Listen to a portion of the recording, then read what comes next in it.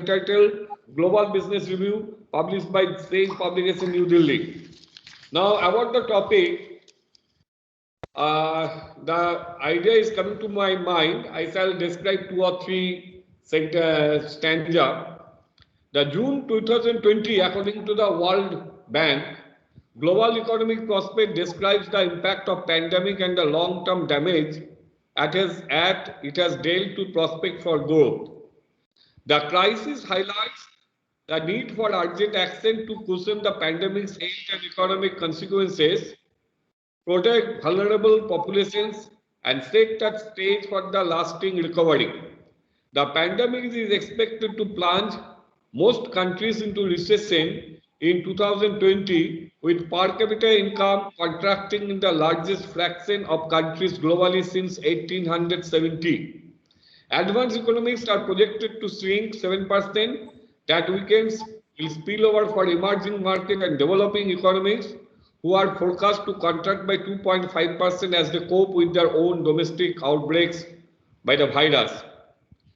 Emerging markets and developing economies will be pressurized on weak healthcare systems, loss in trade and tourism, dwindling remittances, subdued capital flows, and tight financial conditions amid mounting debt. Exporters of energy and industrial commodities will be particularly hard hit. The pandemic and efforts to contain it have triggered an unprecedented collapse in oil demand and a crash in oil prices. Demand for metals and transport-related commodities has also fallen. While agriculture markets are well supplied globally, trade restriction and supply chain disruption could yet raise food security issues in some places. We shall listen the condition of emerging economics during COVID-19 and after COVID-19, the situation from Professor Arindam Bonig, the distinguished professor lecture session. Now I will hand over to Professor Bonig for the lecture session. Thank you, sir. Thank you very much. Thank you, Professor.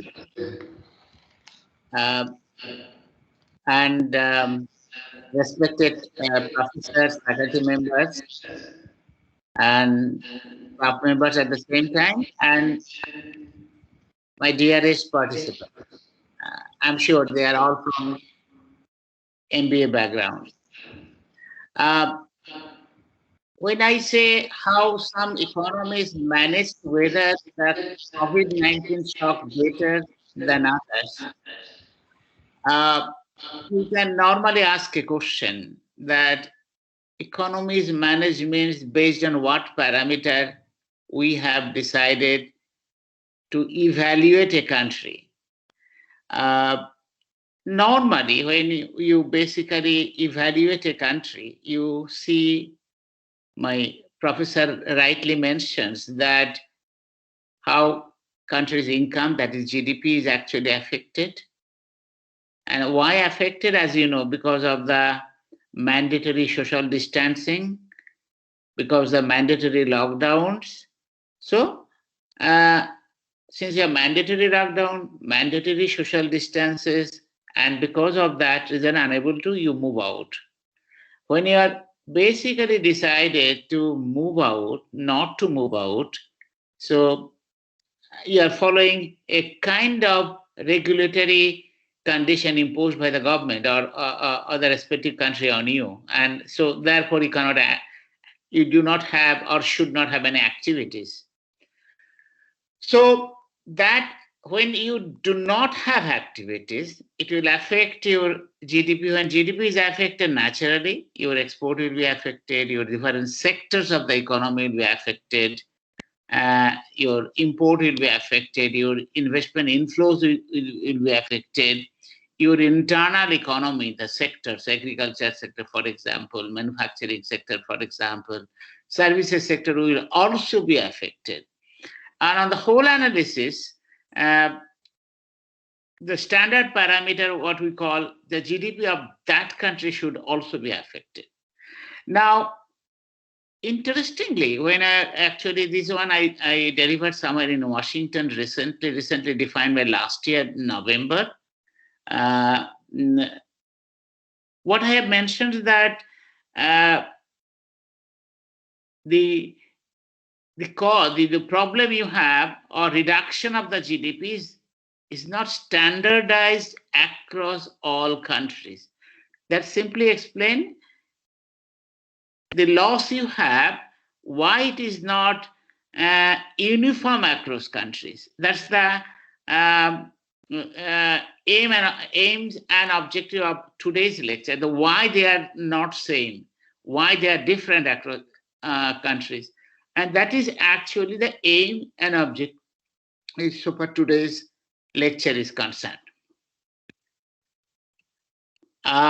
Although health and economic impact of the pandemic have spread to virtually every part of the globe, severity, as I said, has varied widely. Countries, continents. When I say severity, I repeat what I said. When I say severity based on certain economic indicator, those indicators, I repeat what I said, different sectors of the economy, on the whole analysis, GDP of that particular economy. That's based on certain parameters. We are basically defining the severity. And not always in ways that would have been predicted. It's not too early to, as I said, COVID is not over, still ongoing. Luckily, we have vaccine at this stage. And perhaps we have to say another 6 or 8 months or next 1 year for vaccinating the whole world, something like that. So there are further issues, how vaccination will be done, whether government will be sponsoring on their own. Many governments decided that vaccination will be free. In the Indian context, some states that will be giving vaccine to our nation, to our state citizen free. Some states said that we cannot afford it. There are all kinds of stories going on. What I'm trying to make a point here, as I said, so far, the COVID problem is not over as yet. So it's so far, death rate have been worse in the US than among most emerging market developing economies. But people are good that the death rate, according to the condition, should be more in developing countries or emerging market, not in US and other developed countries. Why their death rates are very high. But if you see, the reduction of the GDP is not in developed economies. I said magnitude, all countries are affected. But I said reduction of GDP at different levels across countries. And more interestingly, who are the affected countries because of the reduction of the GDP? On the one hand, they lost life, that is developed countries. The indicator we often use, if you see the famous if you see our on the Google search, you can find out we published a paper in May last year experimenting 29 countries across the globe and why fatality rates differ. When I say fatality rate, that means number of deaths in the last fortnight divided by number of people who are affected in the next fortnight. That's called fatality rate. Now, in that case, we found that fatality rate is also is high across all developed countries. But in that part, we have not said anything so far. Economies are concerned, how they are affected. So that study we have done in May last year. This study is until November, December last year. And we try to prove that actually fatality rate is high across all developed countries. Interestingly, the countries who lost or reduced their economies, who are basically emerging market and the developing country. You will ask a natural question, why it is like that? They are developed countries, why their fatality rates are high. we'll explain that one, which we have already explained in our May paper. So, but I will explain also why their death rates are high and why the reduction of GDP is, or magnitude of reduction is stronger in the developing or emerging markets. That's why I said economic impacts will be more extensive in emerging market. Why they have the magnitude of the impacts is stronger in emerging market, partly explained that by they lack fiscal space to respond. In other words, countries' incomes are less. In those economies I have cited, their incomes are very high, fatality rates are high, they can afford it.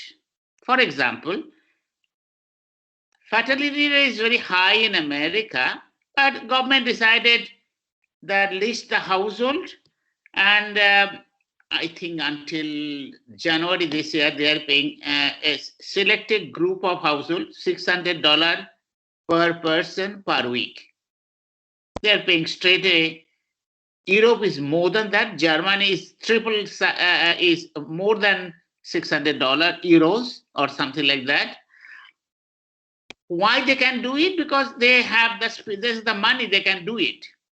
Fatality rates are high, but then they can afford it to support how to support their people.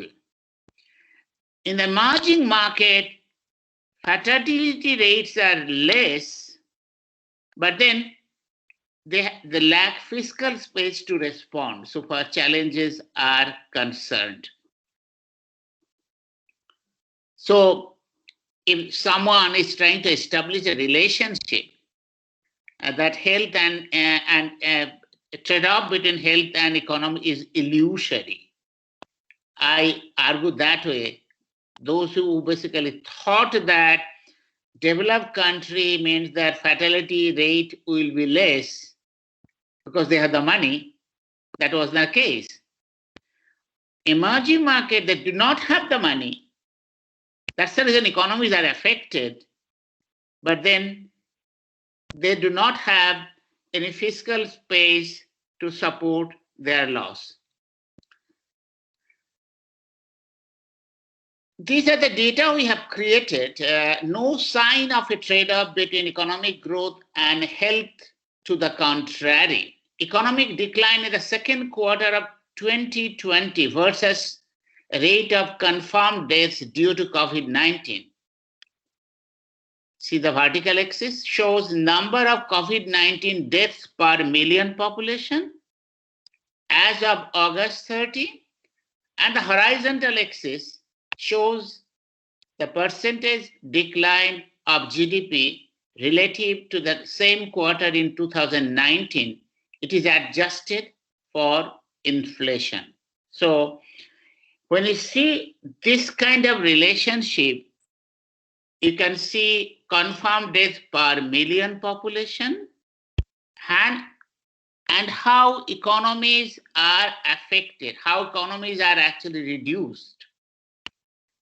See the colors, Africa's color, the way we have explained it, the green color Asia, Europe, North America, and South America. You see how comfortable they are, Singapore, how comfortable Japan, how comfortable Germany, Netherlands, but the reduction rate, 30%, 25%, 20%, 15%, 10%, 5 rates. Now, if you see the fatality rate, for example, Germany, this is your fatality rate per million population, 200, that is Germany. And see, Germany's incomes or GDP is affected or reduced only by 10%. Consider, and Germany is highly developed economy. Consider Indonesia, the contrasting picture, fatality rate are less, but then economy is also reduced by only 5%. It's an emerging market, say USA. Not on the linear line. USA fertility rate is nearly 600% per million. Economy is reduced only 10%. Belgium, this is another issue, is about 800 per million population. Economy is affected, reduced by 15%. Italy, for example, fertility rate is quite high. Economy reduced by, say, between 20 or 15%. You consider Netherlands, nearly 400 population per million, but reduced only by 9%, between 9 to 5%. But then economies, if you have fertility rate so and so, but economy reduced by 25%, fertility rate is very marginal. And here is the case you have of the G, I'm sure you know what are G20 nations means. Some developed countries, some developing countries are actually part of this scenario. So G20, India's economy was the worst hit in Q2, Q2 situation, followed by UK, Spain, Mexico, China, Korea did the best. India's economy, for example, the worst scenario reduced by 25%, but then that's India. Fertility rate in India is not at all comparable so far developed countries are concerned. Consider China.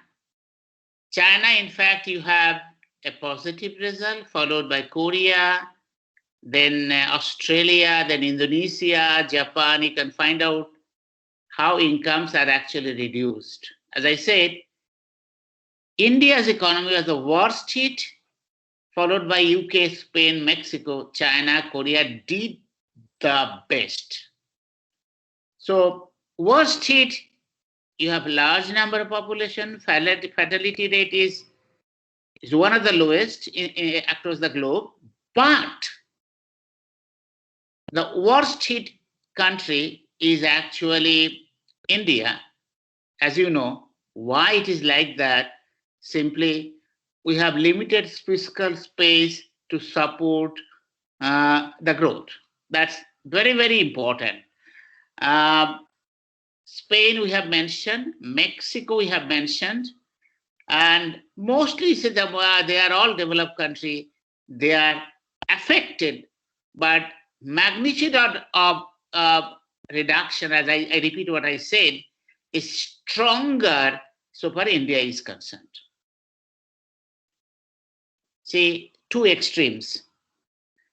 Mexico, Spain, then India, then you have China, Korea, and Indonesia, Australia, Japan. So very interesting picture so far growth and fertility rates are concerned. Consider Peru. Recession has been even worse than Spain and UK, while Taiwan has suffered the least, followed by South Korea. So another contrasting picture, recessions worse than Spain and UK, Peru's recession, while Taiwan has suffered the least, followed by South Korea. So these are the extreme. These are the two extremes. Why differences across continents this is the reason actually we try to find out. Why differences across continents in COVID-19? Why has Latin America been hit so badly? big densely populated cities, informal workers, internal migrants, inequality, inadequate health systems. That cost, so far Latin America is concerned. Why East and Southeast Asia done the best? Cultural willingness to wear mask or quarantine. It's very more or less common if you go to Japan, you go to Korea. There's some kind of, the way you keep your handkerchief in your pocket. If you go to Japan, you go to Korea, they will keep their always in their pocket the mask. Recent experience with the epidemic, good habits of response, Western Hemisphere and Europe. Why has Africa apparently done better than expected? Experience with the epidemics, because they have already Ebola and other epidemics they have, and easily responded. The habit of response, that these are the kind of things happening, so how to react so far those responses are concerned. Second factor, low population density, and then large number of young population. As you know, this pandemic is actually sensitive to mostly to 60 plus population. Now, if you try to find out, for example, in the context of Germany, in the context of Italy, in the context of USA, UK is a different case. I will explain now. But if you see the Italy and other, aging population as a percentage of active population, that percentage in Germany is about 26. That percentage in Italy about 23. That percentage in America is about 18. In Indian context is more or less 7 or 8. Aging population as a percentage of young population. So we have more young population. Africa is also having more young population, and young population is less sensitive to the COVID pandemic. The way the epidemiologists are basically trying to analyze it. Another powerful factor, so for America, if you see the health indicator, for example, European economies are actually public health driven. Germany, for example, Finland, for example, Scandinavian countries, for example, public health is very services are strong. In American context, if you see our paper, which we have published in May last year, what we found out, fatality rate is high. Why it is high?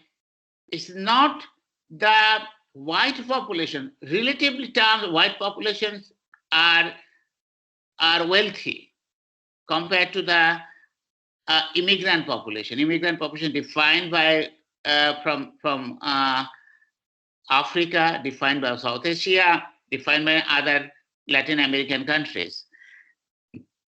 Because in American context, more or less, health is actually market driven. Means what? If you have the insurance, nursing homes or private hospital will take care about you.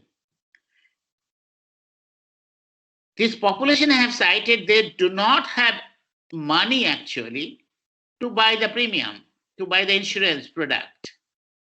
So they went to the hospital, public hospital, and there is no proper care for them. They are not admitting them. In the process, they died in American conditions.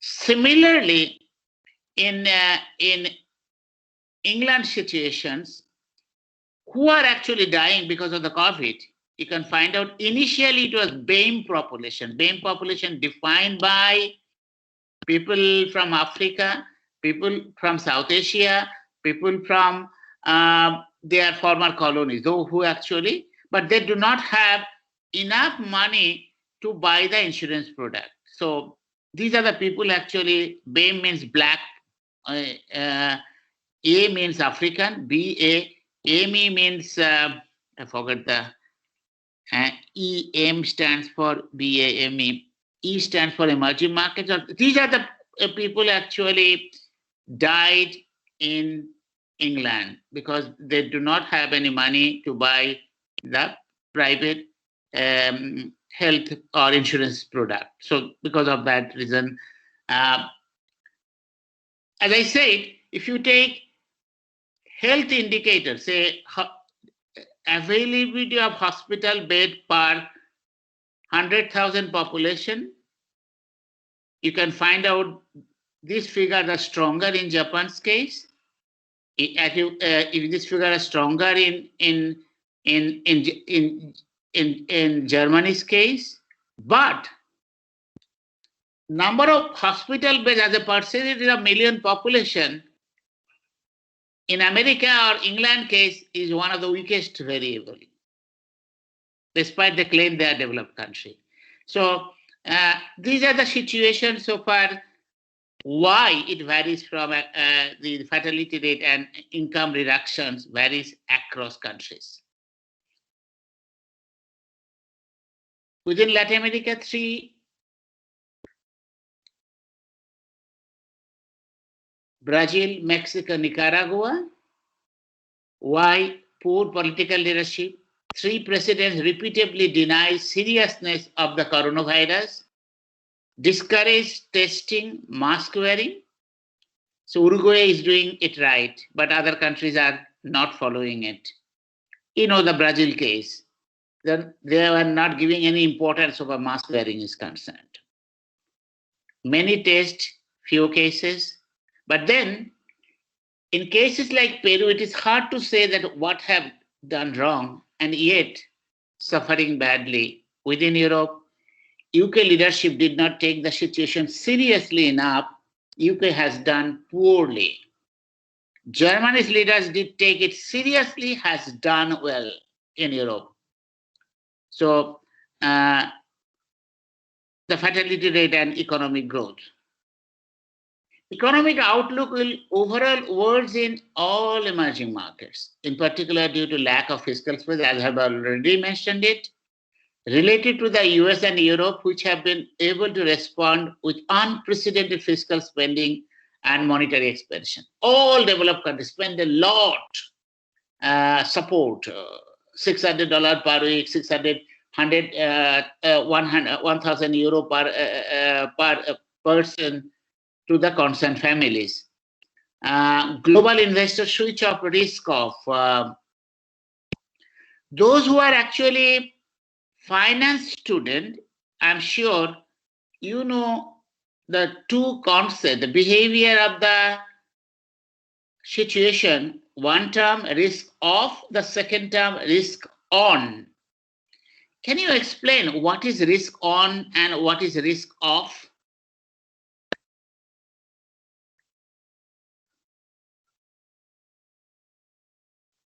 In how investors behave, under what condition risk on is applicable, under what condition risk offward is applicable. From the investor's point of view. Now, risk on is actually economy is doing great, activities are stronger.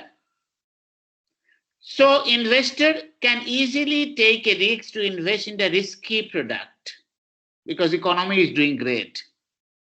The uncertainty is less, but economy is doing great. But when economies are actually reducing a reduction trend, investor will never opt for the risky product. They more or less and their behaviors will be risk off type and choose a particular product where you do not have any risk at all. Government bonds, fixed deposits, these are all risk off products. Why do that? Because it's a pandemic situation, risks are very high.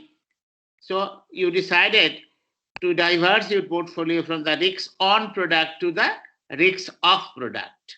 That's the basic fundamental from the investor's point of view. Emerging market asset prices somehow recovered in spring, summer last year. Aggressive when USA also decided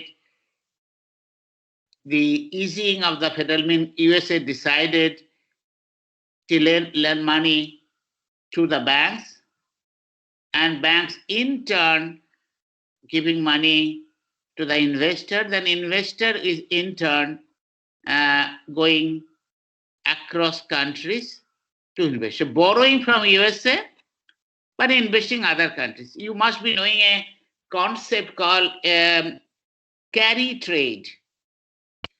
In the carry trade concept, it is originated from Japan and Australian trade or New Zealand trade. Investors in Japan, they borrow from Japanese bank and then invest in New Zealand and New Zealand and Australian government bond. Governments are also known as, you must be knowing, finance students should be knowing, which is known as sovereign bond. So what they are doing, when Japanese currency is actually depreciated, so take out Japan currency, converting into dollar, and then investing in sovereign bonds of New Zealand and Australia. Then when Japanese currency actually appreciating against US dollar, they actually sell the product they have bought in Australia and New Zealand, then decide to come back to Japan for high, because Japanese currency appreciated, so you will get more Japanese currency because of that kind of situation. So this is in dollar terms, you are getting more dollar if you decide to. In this case, so where American carry trades are concerned, they borrow from American banks, and they, if you see Indian security market or equity market now is strong and partly explained by portfolio investors. And if you see the portfolio investors are where they are located, they are Luxembourg, they are located, Belgium, they are located, Singapore, they are located, Bahamas, they are located. And then what they do actually, they borrow, and then where currency is actually appreciated. Indian currency, Indian economy is stable, politically stable country, and lot of foreign funds, that is portfolio investment funds, are now actually coming to India. Partly why? Partly explained by federal, their central bank also decided are easing the condition of the monetary expansion, giving money to the commercial banks, and commercial banks in turn giving money to their investor then putting money in all strong emerging markets. So if you see, that's called famous carry trade, means borrowing from USA, investing in India, something like that. Global investors should, as I said already, emerging market prices recovered, I already explained it. How long before the financial environment turns against emerging market? Possible lesson for policy. Countries suffer overall where governments downplay COVID-19. We explained Brazil, we explained United Kingdom. Suppressing statistics, failing to promote mask and testing, or reopening early after a shutdown, whether for economic or political motivations. The presumed trade-off between protecting health and protecting the economy is illusory, as I have already explained it, despite the beliefs of some political leaders. Fiscal response, high debt. Some of the graphs we are showing now, EMD is financing deficits, fiscal response in low income versus advanced economies, high debt, high spreads limit fiscal space, capital outflows followed by February 2020 shock, risks off from February, emerging market asset price have recovered for now. As I said, why they have asset prices have recovered, partly explained by Federal Bank, US Central Bank decided to easing the monetary expansion. Easing the monetary expansion means that they are lending money to the commercial banks for the activities. Some of this amount actually coming to the emerging market in the form of carry trade. And that has actually given some kind of push so far emerging markets are concerned. You can find out this carry trade amount is money actually borrowed from USA, where they are going. You will find out they are actually coming to India, they're coming to Indonesia, they're going to Bangladesh, and they are, and if you, in relative terms, if you see their exchange rate, the countries I have cited more or less remain same. In other words, to some extent, their currency against US dollar has started actually appreciating. When currency is actually appreciating, then I'm sure you should also know that foreign investor will be comfortable here. But any uncertainty they want to get out from the country, they can take more dollar to their parent country or source country. Official flows have also helped.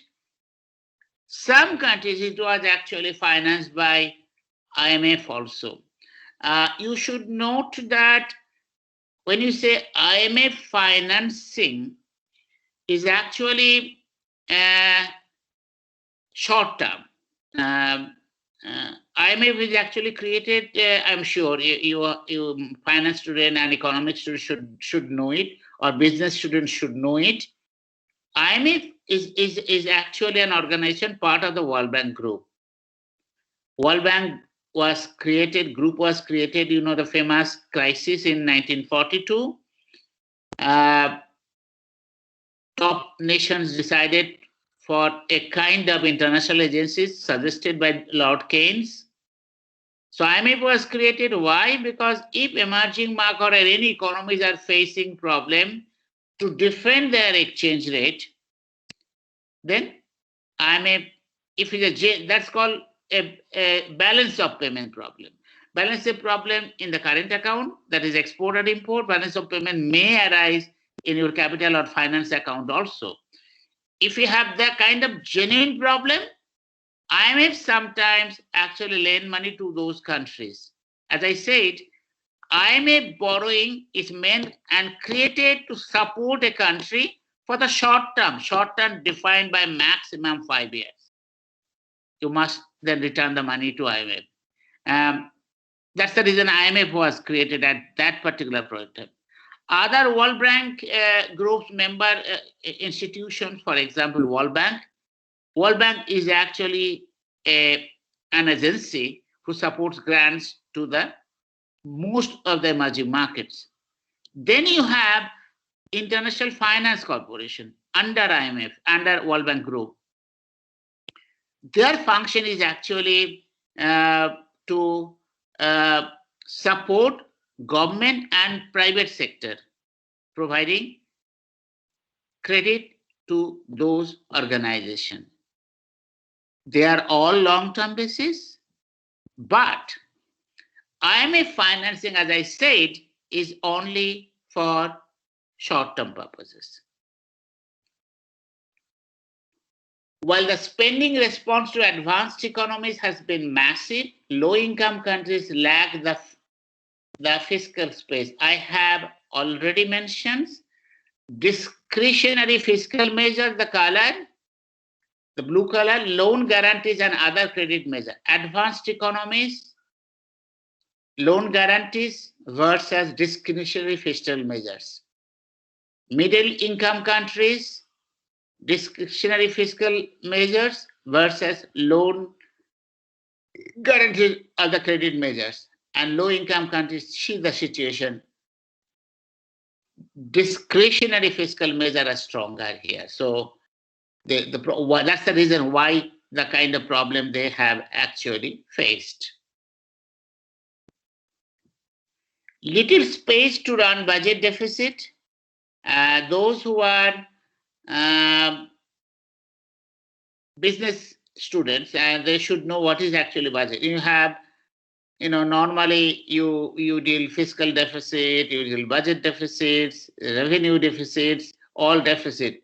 I'm sure you should know what is actually budget deficits and how, if a particular economy is actually facing a budget deficit, how they actually balance the budget, which is you must have studied that by borrowing internally, borrowing externally.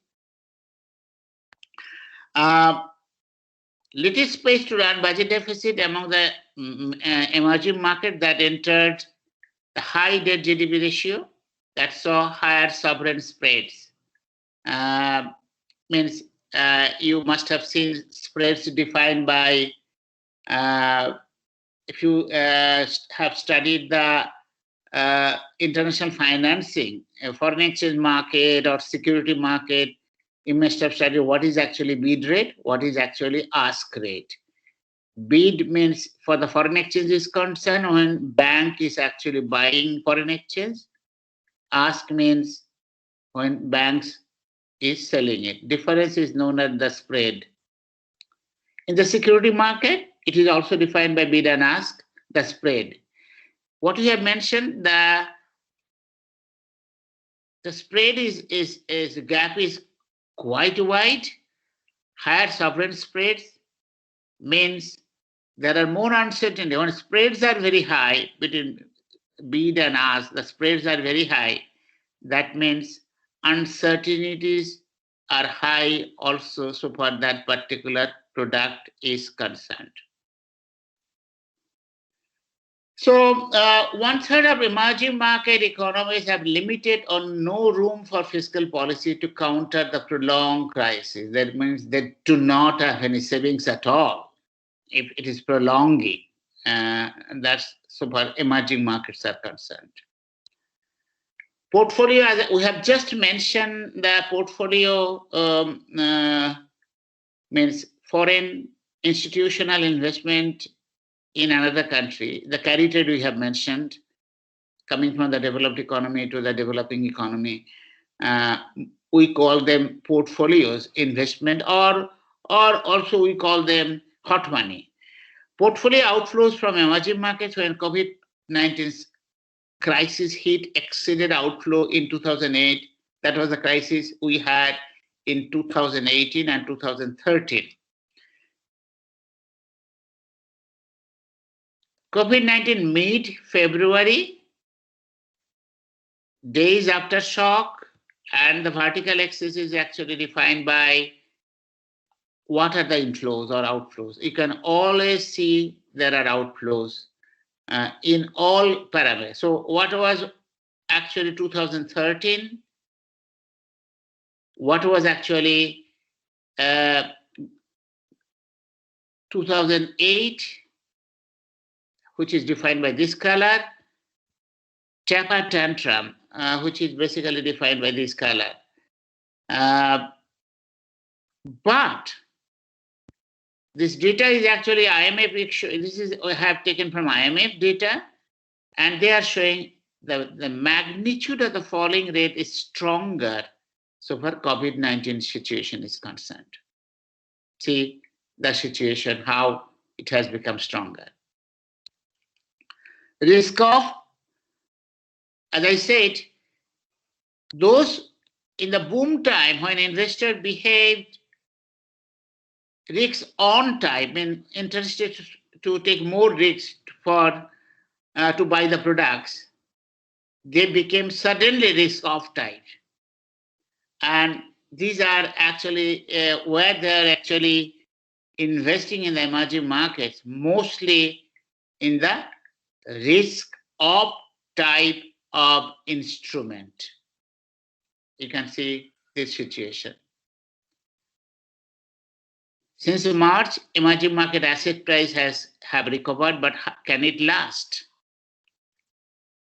Downgrade sovereign debts. Many sovereign, you must be knowing, when in Indian case, sovereign fund we have floated. If you recall, Atal Bihari Vajpayee's time, when we had the nuclear explosion, developed country decided to restrict the foreign institutional or foreign direct investors not to support India. Then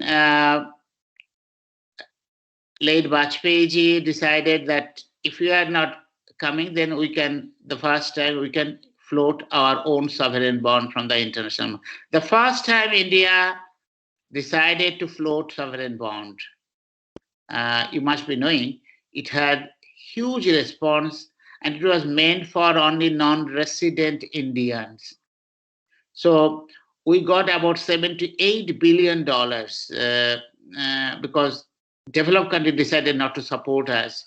So in return, what we have done actually floated the bond, and we found that Indians who are basically living abroad, they invest in our bond. In the process, country was saved. After that, we have not decided to float any sovereign bond in the international market.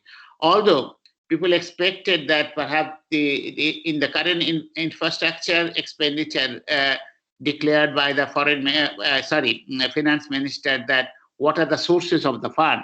She has rightly mentioned internal source, plus if there are foreign investment, fine, or otherwise we are not planning for any foreign bonds or sovereign bond at that stage. So which are basically internal resource mobilization or something like that.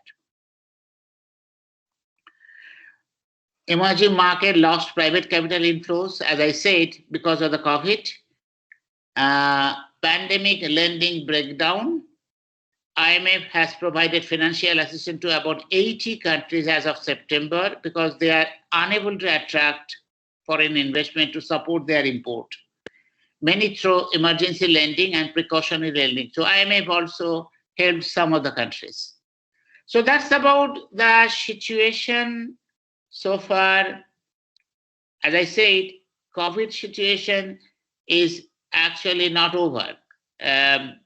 We have seen that some countries are recovering, but we do not have any clear picture as on date. But my aim is actually to give some kind of background how developed countries behave, how developing countries behave, why they are diverse, what are the major contributory factors to explain that diverse situations. That is actually my aims and objective of today's lecture.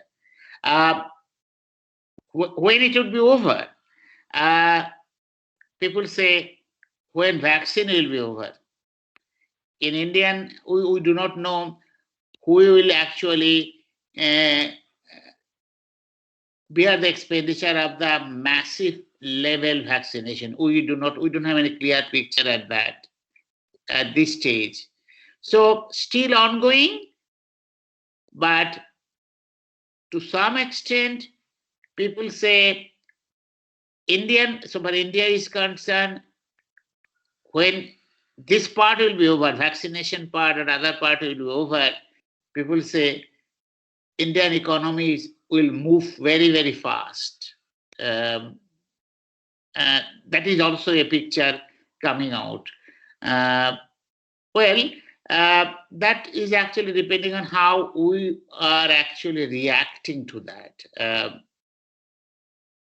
People say infrastructure investment is an ideal way of multiplying the economy. Now, this investment may have huge multiplier in terms of employment generations or other sectors' contribution. So that simply explains reduction rate will be significant. It was initially 24 or 25%.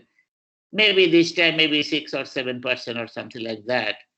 But yes, the way you must give credit to our country leadership also. Our fatality rates are less, which is important here. At the same time, it's a huge country. Our fiscal spaces are also limited. We do not have enough money. As you know, only 4 or 5% people are paying taxes. Of them, 75% taxes coming from the salaried people. So that is also another interesting event to share with you. So with that, I welcome your questions. If you have any question, you are welcome to raise it. Thank you, sir. It is very thought-provoking lecture session. We learned a lot from your lecture session, and it was beautifully. It was, I mean, the all these things, the information also informative. Very good informative. We also were a lot of graphs. Sir, the students will ask the questions. Students, do you have any question? Students, do you have any question? Sir, just check the chat box, sir. I have put my Chat questions. box. Yes, sir. Okay, just 1 second. Chat box. Chat box.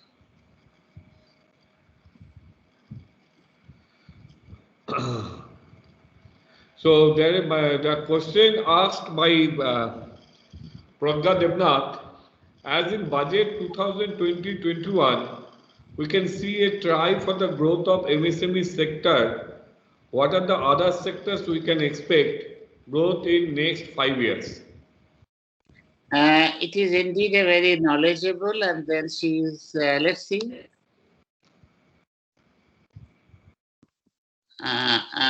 More information. My question is, as in budget 2000, we can see a try for the growth of MSME sector.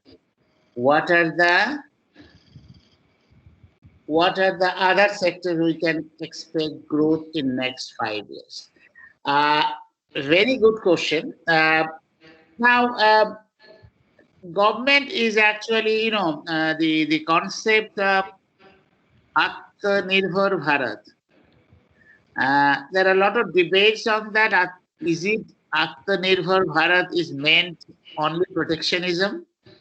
We are going into before 1990 situations. There are a lot of debates on that. We are not going actually trying to discuss on that aspects. I agree with you. Yes, Atmanirbhar Bharat means what was happening after 1991. Many MSME sectors are affected because of the Chinese cheaper product that more or less destroyed our MSME prospects. But again, we thought that this is the only sector where employment, massive employment will be created. What are the policies are actually in the guide? I agree with you. But what you are actually trying to say, what are the other sector can behave? Now, you should note that if you say a contribution of the GDP, service sector dominates, followed by manufacturing only 13 to 14%, agriculture is also 13-14%.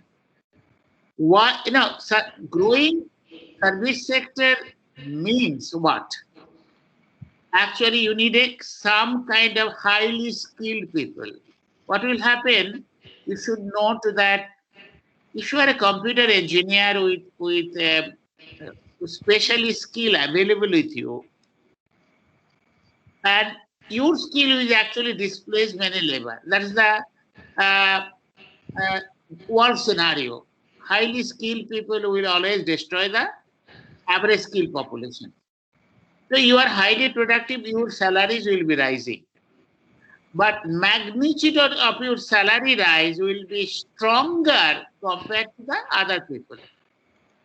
Now, what I feel service sector will give you 56 or 70% or 60% growth of the total GDP, that will not create your employment growth.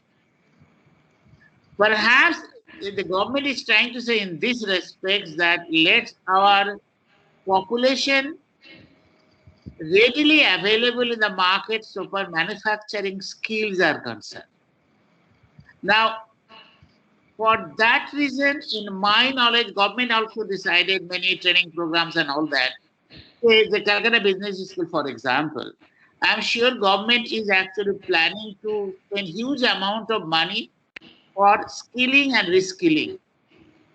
If they are not reskilling by eminent business management or IITs, then they will not find job in the market. So what is important, I see other sectors improvement or respond, provided you have labor available in the economy. The skill we have, they are not yet ready for the manufacturing. There are partly people because they are not employable in the remotest areas taught by various educational institutes. The important point, government should be serious here. If the last 5 years growth means we need manufacturing growth. We do not need the 13 or 14% of the total GDP coming from only, and is actually highly population density populated country. So we need more people to be employed. For that matter, more people to be skilled. If they are not created, then Atmanirbhar Bharat perhaps will only be illusory proposition for us. Any question? Thank you, sir. Thank you very much. Any question from the student side? Any question? Akanksha Raj, how severe impact was in the export-based economies? Severe impact. It's a very, very good question. Export-based economies, I don't know. If I say cite an example of China, you start raising, okay, they are all fictitious data. But then you must also agree, initially, when pandemic, if you see sometime last year, January or end of 2019, who are the real beneficiary immediately export? The mask, then your sanitizers and other tools. China, South Korea, they are the major nations actually benefited quickly manufacturing and supplying to them. But try to understand Indian situation. We had problem initially March, April, May. But then we have also reacted strongly.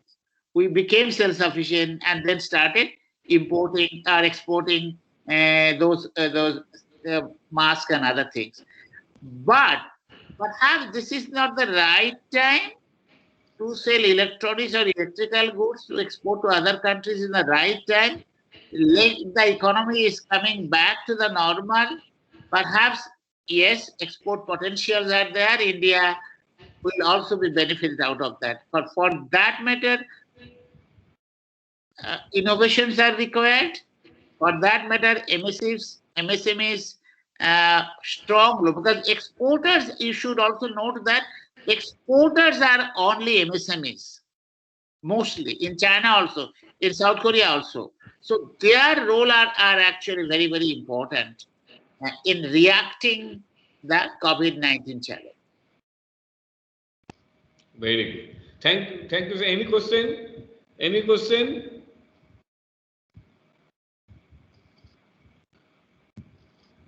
Right, sir. Sir, you,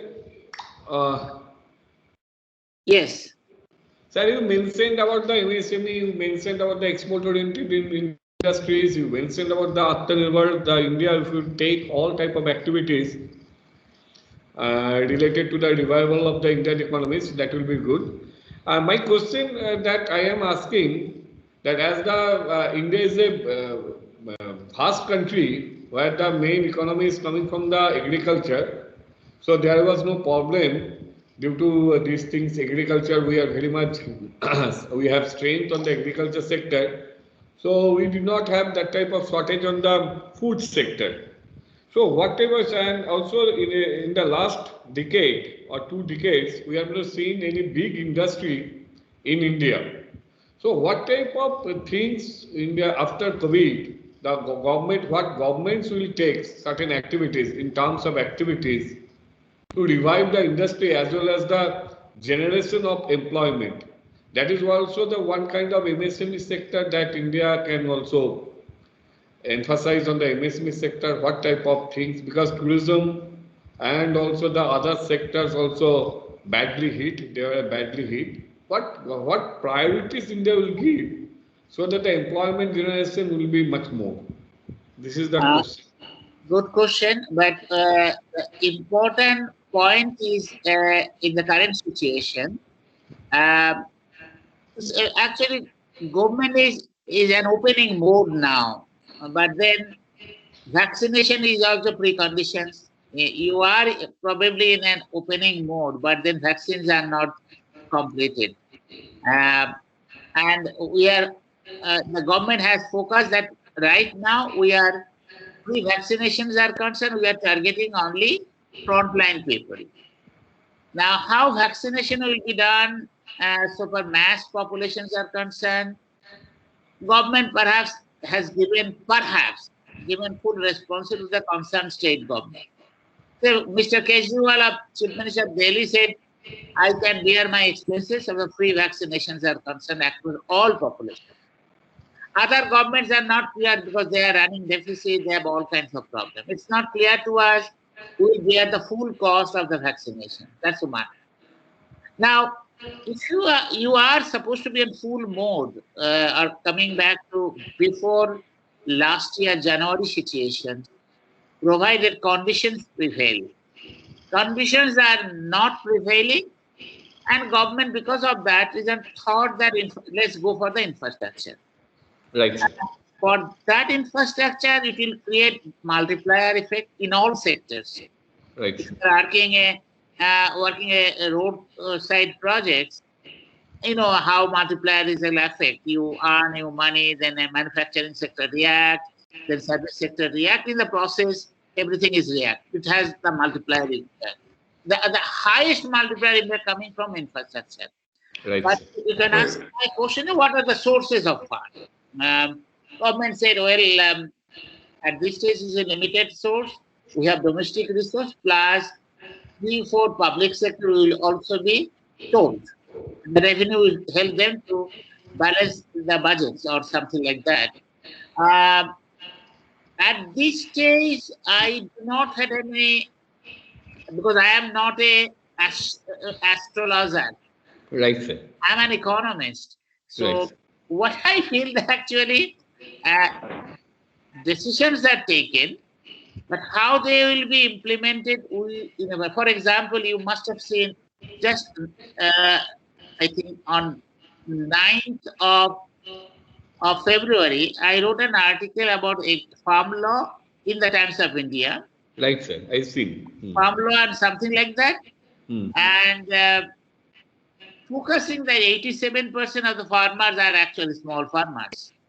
So this farm law, 1% farmers who are actually demonstrating. They are basically 1% of small farmers who are located in Punjab, Haryana, and Western UP. Right. Others are not part of the story. Why they are not part of the story? We said they have their own problem. Most of the transactions they are doing non-market transactions. Money lenders and other they are doing. Right. They are not directly linked to the market. I must say also that you must admit, yesterday also government has agriculture ministry has come out with a proposal. The article written by Dr. Bonik is we are thinking about now. They have decided to form a farmers cooperative. Right. FPOs will be created initially with the strength of 759 crores. Then it will be keep on extending to 2,000 crores, something like that. These are all positive signs, but the point you have mentioned, well, you can spend, but do you have the money with you? Can you mobilize resource domestically? And then, are you able to sell the public sector next year? I doubt it. But let's see. I think there is a question by Shita. Which sector of the economy are likely to recover fastest?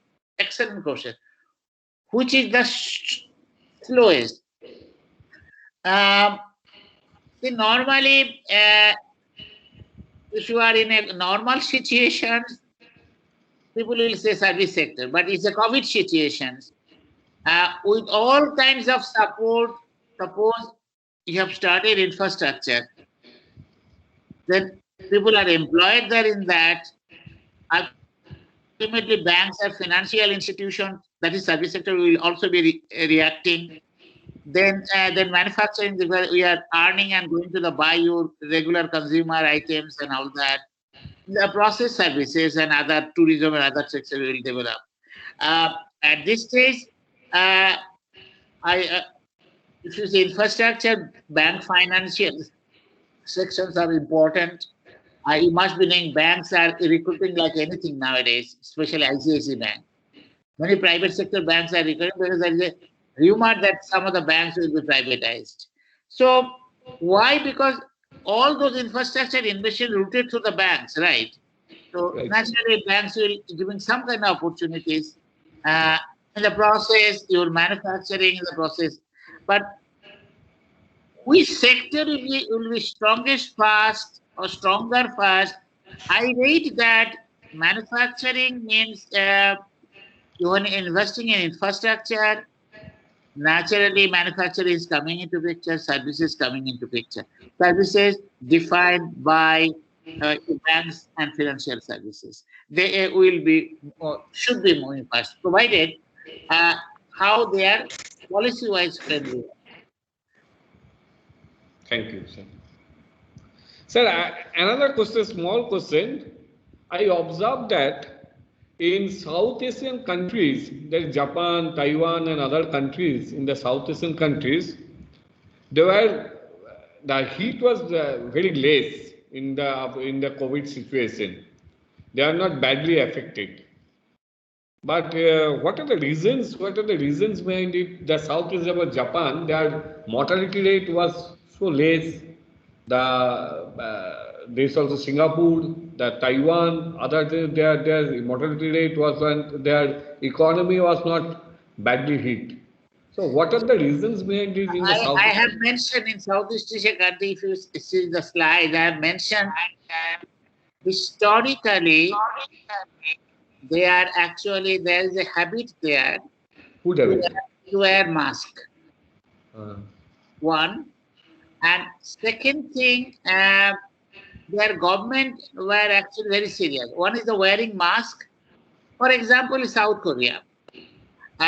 They started from January 1st week onwards when people coming from China to South Korea, because they had the experience earlier with SARS.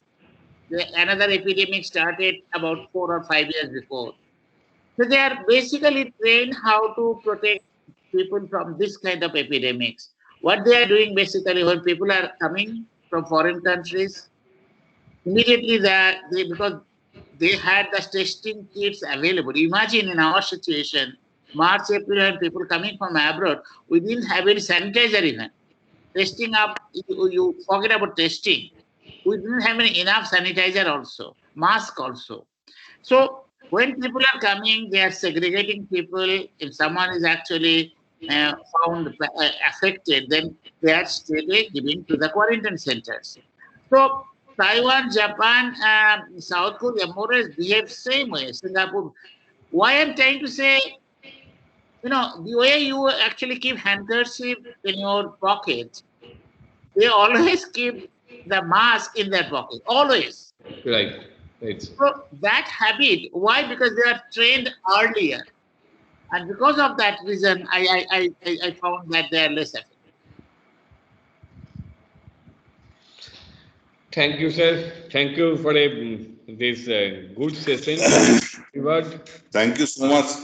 Thank you Professor so much, sir, because it is already the 1 hour 30 minutes session, and we learned a lot. The students also well enriched by this thought-provoking session. Thank you very much. We also invite you in future And the students also learn a lot in this type of session. Thank you, sir. Thank you very much. Thank you very much. Thank you for giving me the opportunity to talk to you and then talk to or interaction with your students. They're all good students. There are good questions also. Thank you so much. Thank you so much. Professor. So kind of you, sir. Thank you, sir. Thank you, sir. Thank you, sir.